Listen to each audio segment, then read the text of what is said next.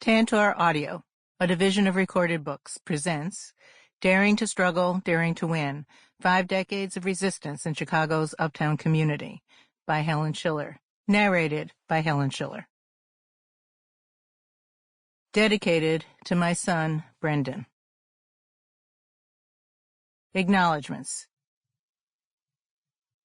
There are very few things we do in life that are not a product of the hard work and struggles of those that came before us and on whose shoulders we all stand. The justice we seek takes commitment, sacrifice, passion, heart, and so much more. It is not just a cliche to say that failure to know and understand history condemns us to repeat it. But knowing and understanding history is no easy feat, and yet so necessary to any quest for justice. In the United States, this is highlighted by the continuing impact of compromises made centuries ago during the founding of our country. We still struggle for that elusive right of all people to life, liberty, and the pursuit of justice. A pursuit made all the more difficult by the codification of slavery and the ensuing legal and cultural embedding of white skin privilege in all facets of our lives. However, justice does not have a color or gender. It's a universal concept and a universal demand. There is nothing more impactful than this ongoing demand and the protracted struggle it has engendered. We live in a complicated world where loyalties are easily divided and fact is all too often mixed with fiction, making it hard to sort out what the true history is. Truth matters. The task of learning from the past to avoid repeating the actions that have prevented the pursuit of justice for all is impeded when actual facts are perverted. By our nature, human beings make mistakes. That is how we learn. But when an atmosphere is created where mistakes, or the perception of mistakes, are used as tools of attack, an environment is created that engenders the opposite of truth. In fact, it is the kernel that opens the door to the fascism my father warned me to be wary of. During my early forays into electoral politics, my supporters were labeled Shilleristas, an allusion to the Sandinistas of Nicaragua and a not-so-veiled attempt to defame me. I bore it as a badge of honor. This book is my nod to all the Shilleristas and an expression of my pride of being able to make even the smallest of contributions to the ever-ongoing pursuit of justice. This book would never have been written without the nudging of George Atkins and Tom Johnson, or the ever-present support of my son Brendan. We tragically lost Tom along the way when he and his wife were brutally murdered in their home in April 2020. I had last seen him at a fundraiser for the Uptown People's Law Center just over a month earlier. We had briefly talked about the book, which was just a collection of stories at the time. He wanted me to make it more personal and was concerned that his saying so might have offended me. I took his and Leslie's deaths hard and dedicated the next year, which was also the first year of the COVID-19 pandemic entailing near total lockdown, to heeding his message. A big thank you to Achio Bejas for her friendship and encouragement, and to Patrick Reichert, whom Achi brought into my orbit, for providing invaluable editing assistance, without which I may never have finished my first draft. Thanks to Marilyn Katz and Maggie Marystone, each of whom gave me quick edits and reminders of major events and or people I had failed to mention or write about. A special thanks to Roberto Lopez, who took up slack for me as I put aside other responsibilities to focus on this effort. And thanks to all my friends who encouraged me along the way, shared their experiences, helped me remember a piece of history here and there, and most importantly, for their views of the slice of history we shared together.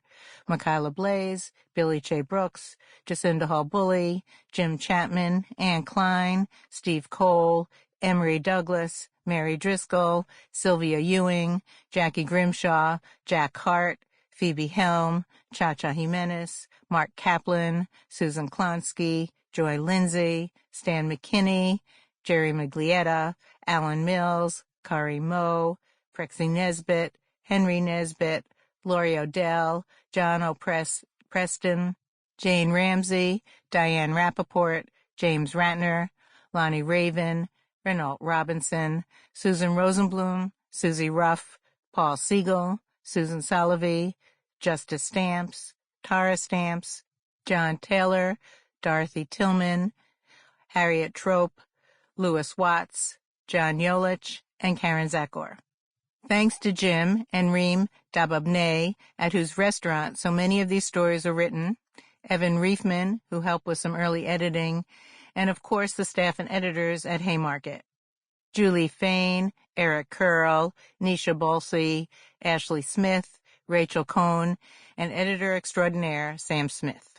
To my ever-supportive family as well, a big thank you to you.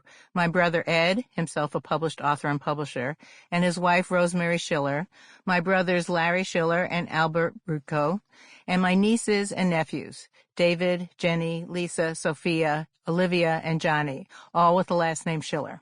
My dad's phonetic spelling of his name at Ellis Island will have a long legacy. My son Brendan is an integral part of this story and has been an integral part of my process creating this manuscript. He is my heart, and I have dedicated this book to him.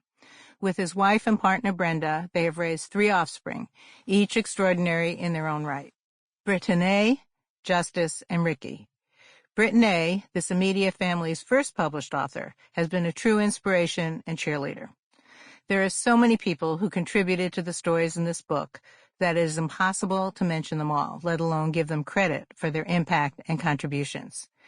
Besides all the historical figures, this includes so many from Uptown, members of the Intercommunal Survival Committee, numerous activists in the many coalitions included and not included in the scope of this book, and a long list of my staff during my 24-year stint as alderman. I apologize in advance to those not included. It is not for a lack of appreciation. More than 50 people worked on my aldermanic staff. Their acknowledgement in this book was determined by the stories I chose to include, not by their value or my appreciation for their work. The same goes for the hundreds of volunteers who worked on my multiple election campaigns. My primary involvement since leaving the City Council, where this book ends, has been to help develop and manage the building that has become known as the Westside Center for Justice.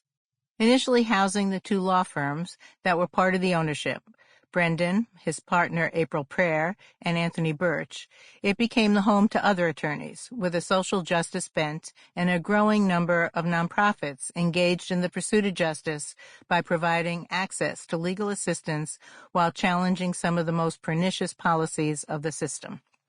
In 2018, marking the 50th anniversary of the founding of the Illinois chapter of the Black Panther Party, members Stan McKinney, Henry Nesbitt, John Preston, Billy Che Brooks, Harold Bell, Billy Dunbar, and Diana Nesbitt spearheaded a photo exhibit at the Westside Center for Justice. It was my honor to give them full access to the archives of Keep Strong magazine and all Chicago City News, in effect, the archives of the Intercommunal Survival Committee, of which I somehow became the minder. It quickly became a source of history realized through the hundreds of tours with high school and college students led primarily by Stan, Henry, John, and Che, sometimes with the added voice of Jack Hart, and with the support of the nonprofit Westside Justice Center and their Crossroads Fund. Although these tours have been limited since the pandemic, the exhibit has been greatly expanded, largely through Henry's efforts. While we can't know for sure what the future will bring, through political education, knowing our past, and political action, in and out of the electoral arena, the sea will be created as often as necessary to ensure that the arc of justice expands its reach to its ultimate realization.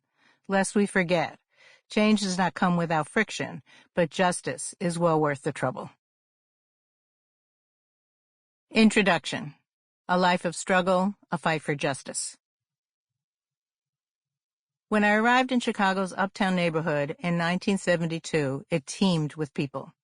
A port of entry for immigrants from everywhere, the neighborhood was characterized by unkempt and poorly maintained housing. Many of the original 6 flats had their large apartments converted into multiple sleeping rooms with shared baths. The plumbing and electricity in most buildings had been untouched for generations. Electrical fires were common, as was salmonella poisoning from compromised water and sewer pipes. Lead from flaking paint flowed through the veins of children. City planners wanted to tear down what they could. What's the harm, they asked. The conditions are horrific. However, they never recommended replacing this dilapidated housing with decent and affordable units. While no one wanted to live in these horrific conditions, the truth was that in the absence of plans for replacement housing, the people living there had few choices. Any housing to which they could move would likely be in the same or worse condition. Uptown is one of 77 formally recognized neighborhoods in Chicago, a city of communities that are, for good and for bad, both segregated and distinctive, mostly built around the commercial strips based on the local ethnic culture.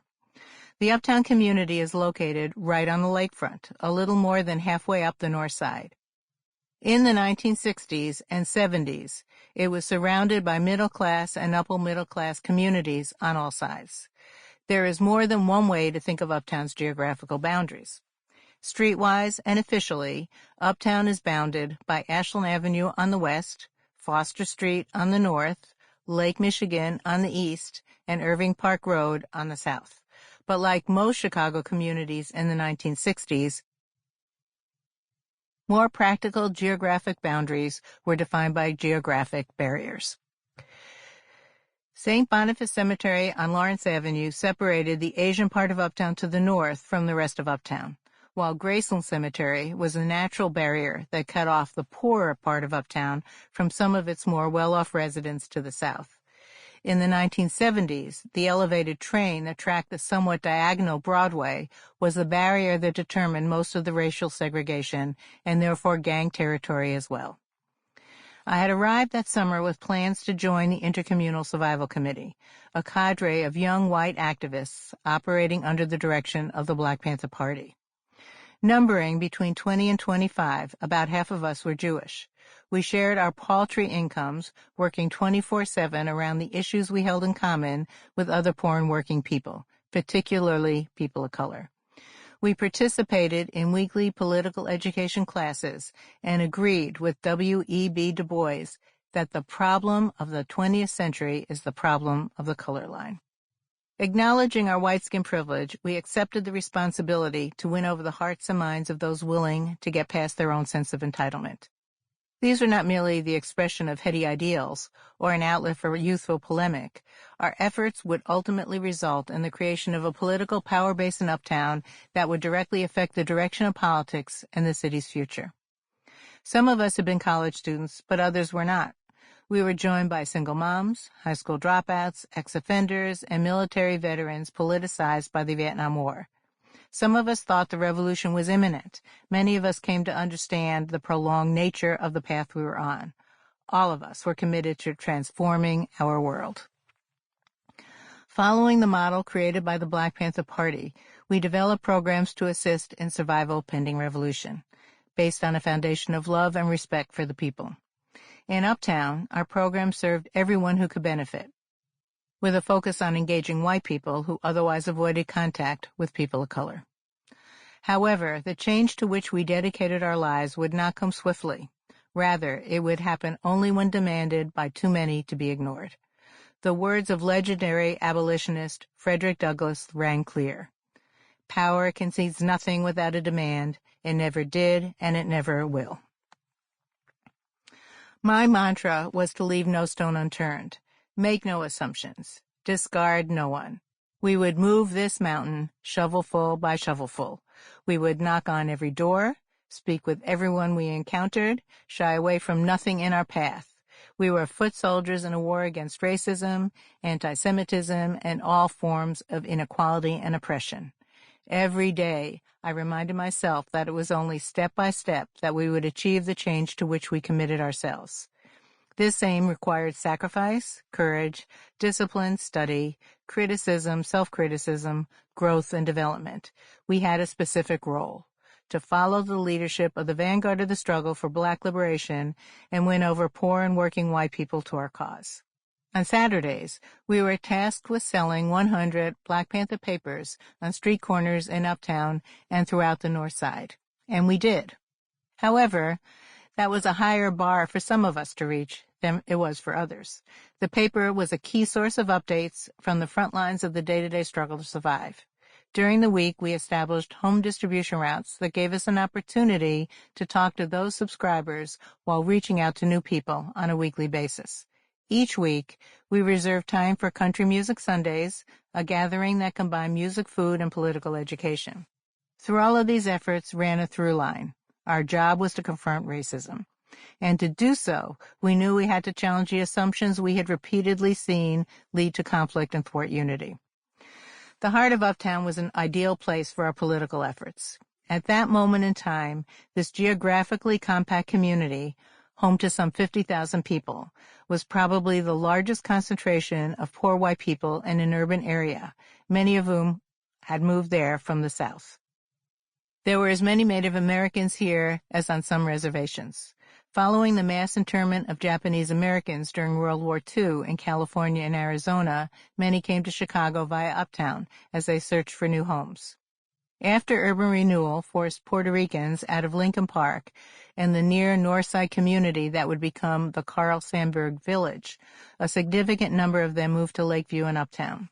Soon Uptown also became the port of entry for refuge from several war-torn African and Southeast Asian countries. The oldest black community, apart from Chicago's Black Belt, was here as well, its origins reflecting the influence of Jim Crow in the postbellum North. The first black person to live in Uptown was a chauffeur whose employer left him his home and his will.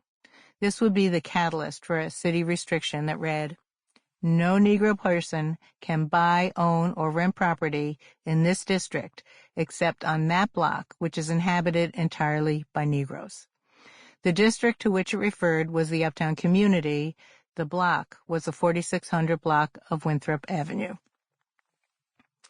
In her book, Legends and Landmarks of Uptown, journalist Jackie Lydon noted that in 1940, the Central Uptown Chicago Association spent $14,000 to get this restriction. To obtain a legal injunction, the association needed 90% of the neighborhood's property owners to sign a petition. It took several years to collect the necessary number of signatures since many property owners lived outside the neighborhood. While several of these original black families still lived here when I first moved to Uptown, most had moved on. The Jones family was a mainstay, still living in the two-flat that housed them for half a century, as was Eddie Qualls, known as Big Daddy, and for his barbecues at his single-family home. It would not be long, however, before Big Daddy moved to the HUD Mortgage building at 4848 Winthrop, a couple of blocks north. Joanne Jones, a 50-something mainstay of our organizing efforts, took care of her elderly mother. After her mother died, Joanne remained outspoken, joining our fights against plans to displace Uptown residents until she herself succumbed to a host of health problems. In the decade before I had come to Uptown, developers in Chicago had taken advantage of federal subsidies to erect high-rise buildings that were intended to serve low and moderate-income households. Nearly 4,000 of these high-rise units were built in or near Uptown, the largest concentration of such units in any community in the country. They attracted tenants from many Chicago communities, as well as immigrants and refugees from virtually every continent. Most of the people then living in the heart of Uptown had the common experience of displacement. Some were forced from their homes for economic reasons. Some were escaping war. Some were from other Chicago communities. Some migrated from other states. Some were refugees from other countries. All had been ripped from communities they had known as home and made new homes in Uptown. It did not escape me that the conditions that had brought most to the States, to Chicago and to Uptown, could often be traced to one or another foreign or domestic U.S. policy that had not served them well. This was now their home, and many were prepared to fight to keep it that way. Even with the displacement of entire blocks designated for urban renewal, housing was dense. The most prominent housing was three-story apartments. These were initially built as standalone six-flats, or courtway buildings, which were essentially six flats attached to each other in a U-shaped configuration with multiple entrances. As veterans had returned from fighting in World War II 25 years earlier, Chicago faced a housing crisis. In Uptown, apartments were divided into smaller units, often with shared baths. Many six-flats became 12 or 15-unit buildings.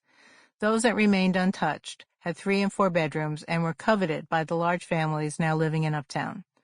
Hotels built during Uptown's heyday to service the 1920s theater scene were transformed into small studio apartments, as likely to be rented to a family as to a single person. 50 years later, their electrical wires were fraying, their elevators unsafe, their plumbing compromised. The Chicago Democratic machine thrived in this environment. Precinct captains, who were counted on to bring in votes on Election Day, did whatever it took. Meals were promised, cash was exchanged, liquor flowed, threats were made, manipulation and coercion were common and the most pernicious. Some voters were threatened with loss of jobs or welfare and sometimes even eviction. In the 1960s, the state of Illinois closed all its mental health facilities, sending their residents back to their home communities. Many former patients ended up in Uptown and its collection of nursing homes. Some found shelter in myriad residential hotels that had been transformed into one-room apartments, while others simply wandered the streets, making them their home. These nursing homes for both low-income seniors and low-income mentally ill people and apartment buildings became the site of some of the most insidious and gross misconduct, in which owners or managers were payees for various forms of government income and held access to the money as a means of voter coercion.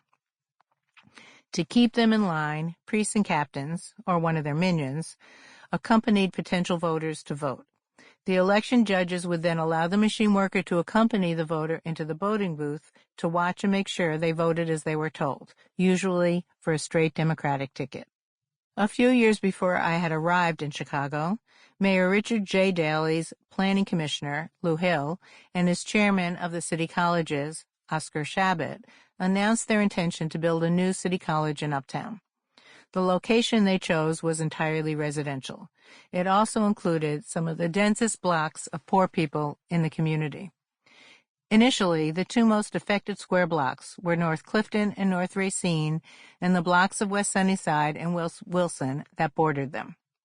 6 flats and courtway buildings standing shoulder to shoulder filled these blocks to capacity. The black community had spilled over from Winthrop to Clifton, while Racine was predominantly white. Rooming houses adorned Wilson Avenue, housing mostly white and Native American single men and women. Despite superficial gestures towards compromise, ultimately the plan for the construction of the college meant thousands would be displaced with no hope of finding comparable housing they could afford. The powers that be rejected all suggestions for alternative sites. By the time we filed a lawsuit in federal court in 1975, challenging the city's planning policies, development plans for the city college that would become Truman College, a middle school, and a health clinic run by the Chicago Board of Health were all completed or soon would be. The middle school would become Arai Middle School. Later, the young activists of my son's generation would take over that middle school, transform it into a high school, and rename it Uplift, making a school in their vision. Each of these held a promise for educational opportunities and health benefits. Each had led to the displacement of thousands of families and collectively contributed to years of destabilization of the housing stock and therefore all the people who had been relying on that housing, not to mention more than a decade of unchecked arson-for-profit schemes that had cost many lives. Named after one of the named plaintiffs, the lawsuit became known as the Avery suit. At the heart of our discontent was the sacrifice of home and stability that the community was being forced to bear, while the city steadfastly refused to provide replacement housing. Circa 1975, the Chicago Housing Authority built three flats across the street from the college. When the lot was initially purchased for the college, circa 1968, Bud Salk was the broker for the sale. Bud had joined the Abraham Lincoln Brigade fighting against fascism in Spain 3 decades earlier before becoming a mortgage broker. Our paths crossed many times in the 1970s. On one of these occasions, he told me he put a clause into the sales contract requiring that the land be used for housing. This caveat was apparently missed by the city college's attorneys. This was to be the only replacement housing for all 1,600 units demolished for the first of 2 college buildings. and for the units lost to the second college building, the health clinic, and the middle school, there would be no replacement at all. 2 lawsuits, one filed in 1975 and another a little more than 30 years later in 2009, provide bookends to 40 years of struggle against displacement. In 1975, the Avery suit charged that the city engaged in a conspiracy with a private developer and the Department of Housing and Urban Development to destroy an economically and racially integrated community. The developer was Bill Thompson, the mayor's son-in-law. Purchasing existing low-income housing from HUD, he proceeded to evict everyone who lived there. Black, white, Latino, and Native American, the tenants were the epitome of Chicago's working poor. A federal judge accepted racial discrimination as a cause of action and ruled the Avery suit could continue.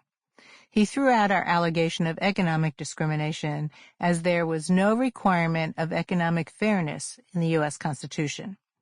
It would be nearly 2 decades before settlements with each of the defendants would be realized. The 2009 lawsuit, brought by a group calling itself Fix Wilson Yard, argued that the city, they meant me, was engaged in a conspiracy with the local developer to maintain an integrated community. They were political opponents vehemently against my efforts to preserve and create housing for poor and working families.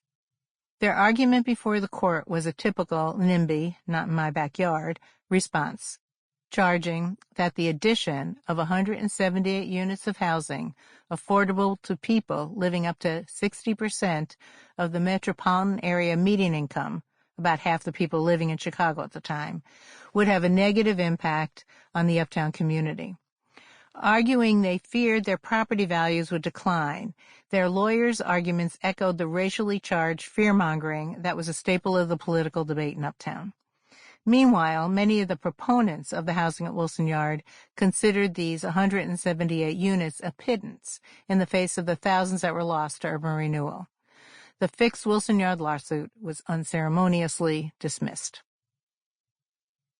The chapters that follow tell my story through the lens of my experience in Uptown and in Chicago City Council, where I served from 1987 to 2011.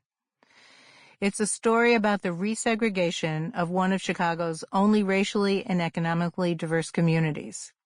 It's the Chicago story of the multiracial class resistance to the Nixon and Reagan-inspired retrenchment of the gains of the civil rights movement that led to the election of Harold Washington as mayor of Chicago in 1983, and ultimately, some say, to the election of Barack Obama as president.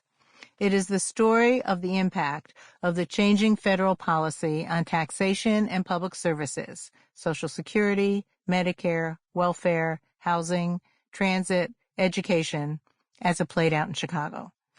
At the same time, this book is a story about my growth and development as I tried to be a soldier in the class and race struggles the United States faced in the second half of the 20th century and the beginning of the 21st. It would be impossible to fully compartmentalize my personal struggles, pains, and growths from my participation in the larger issues and struggles of the years through which I lived and the people with whom I joined in this larger world of ours.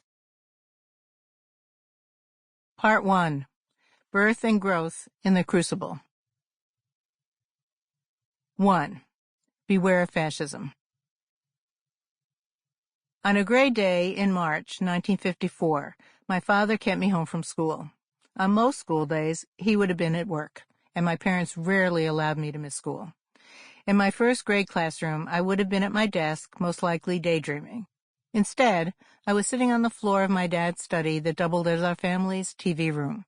The weather was beginning to turn. It was cold outside, but our Long Island house was heated through the floor, so I felt warm and comfortable.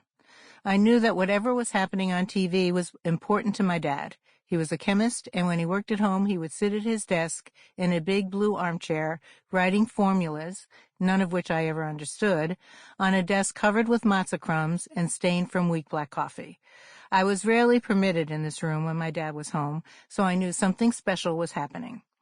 This was the early 1950s, and the black and white TV was one of those big brown boxes that sat on the floor. Like most middle-class families in those days, we had only one TV in the house.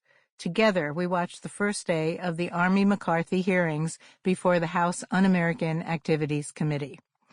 My father told me he knew I might not understand. I might be bored. I might not even remember much of it.